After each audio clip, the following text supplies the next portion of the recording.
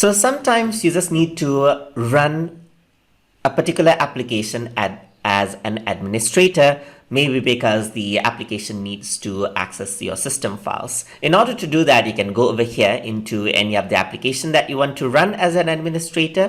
For example, I'm going to go over here and then I'm going to search for something like command prompt right over here. So usually you may want to run this as an administrator.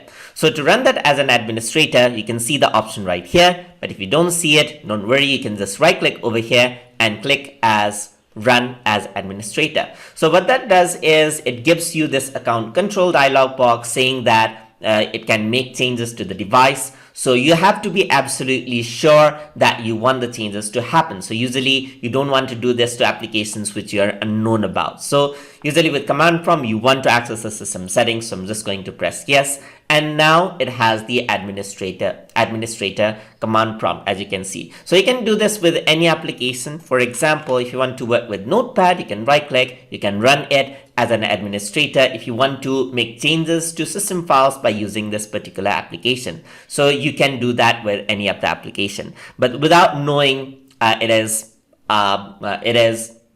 something that you should avoid doing. And especially if you download software out of the internet, you don't know whether they are legit or so, then you should definitely not use the administrative privileges. But anyways, if you want to do, then this is the process. So hope you guys learned something as always. And as always, please like, comment, share, and subscribe.